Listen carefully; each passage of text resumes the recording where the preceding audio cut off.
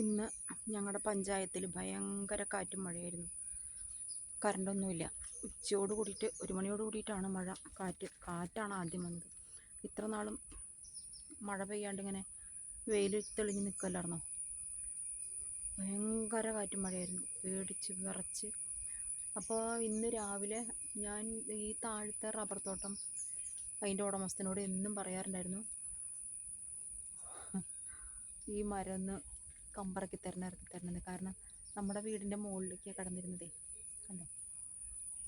അപ്പോൾ രാവിലെ ഞാൻ പോകാൻ നേരത്താണ് അവർ വന്നത്, 2-3 പണിക്കാരെയും കൂട്ടിയിട്ട്. അപ്പോൾ അത് ഇറക്കിയ സമയത്ത് ഈ ഷീറ്റ് കഴിഞ്ഞ ദിവസം വലിച്ചു കെട്ടിയിട്ടുണ്ടായിരുന്നു.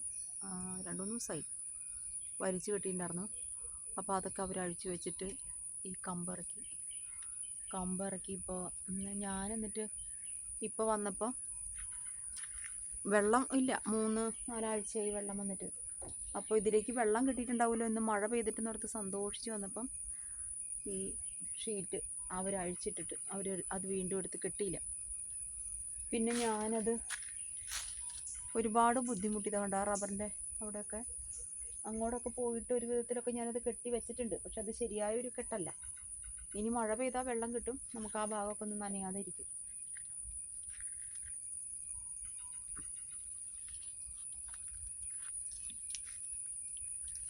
ഇന്നലെ ഇവിടെ ഭയങ്കര പണിയായിരുന്നു.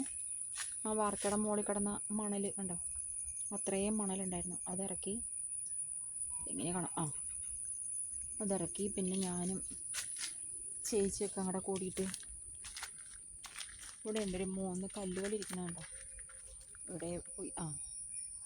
അത് കുഞ്ഞെപ്പോഴും കയറി കളിക്കുന്ന ഒരു കളിസ്ഥലമാണത്.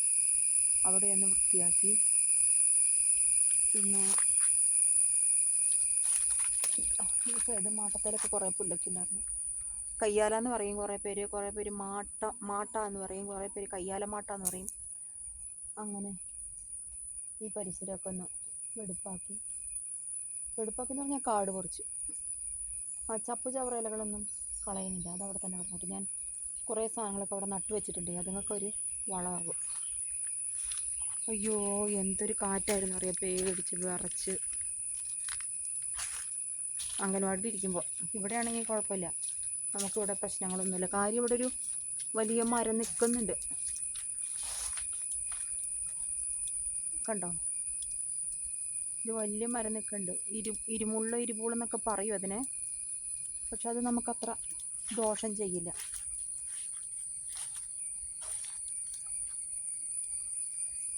ആ കാണുന്നതാണ് വഴി. ഞാനിപ്പോൾ വീടിൻ്റെ പിന്നാമ്പുറത്താണുള്ളത്. നിറയെ റബ്ബറിൻ്റെ ഇല മുറ്റത്തൊക്കെ. എനിക്ക് വയ്യ. രാവിലെ എന്തോ ഒരു പണി വന്നിട്ടെന്നറിയോ, അടിച്ച് വെടുപ്പാക്കിയത് വീണ്ടും വന്നു. കുറേ പണികൾ കിടക്കുന്നുണ്ട്. വെള്ളമില്ലാത്ത കാരണം എല്ലാ പണികളും പെൻഡിങ്ങിൽ കിടക്കുക. അലക്കാനൊന്നും പറ്റിയിട്ടില്ല. അങ്ങനെ അപ്പോൾ ഈ കമ്പനി വിറകാക്കുക എന്ന് പറഞ്ഞാൽ നല്ല പണിയാണ്. പച്ചയാണിപ്പോൾ. അപ്പോൾ അത് ചെന്ന് കൈവച്ചിട്ടുണ്ടെങ്കിൽ മേല് മുഴുവൻ റബ്ബർ പാലാവും. പിന്നെ അത് തന്നെയല്ല, സമയമില്ല എന്നുള്ളതാണ്. അവിടെ ഞാൻ കുറേ ഇതിന്ന് കണ്ടിച്ച് അവിടെ കൊണ്ടിട്ടു. കാരണം ഈ വള്ളി കെട്ടാൻ വേണ്ടി, ഈ ടാർപ്പായ ഒന്ന് പൊക്കി കെട്ടാൻ വേണ്ടിയിട്ട്. കണ്ടോ വൻമരത്തിൻ്റെ തലഭാഗം നിൽക്കണത്.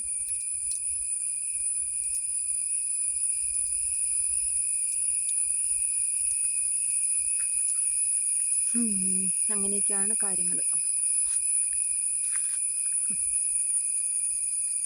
ശരി, നാളല്ല, വൈകുന്നേരം ലൈവ് വരാൻ പറ്റുമെന്ന് അറിയില്ല, കാരണം കറണ്ടില്ല.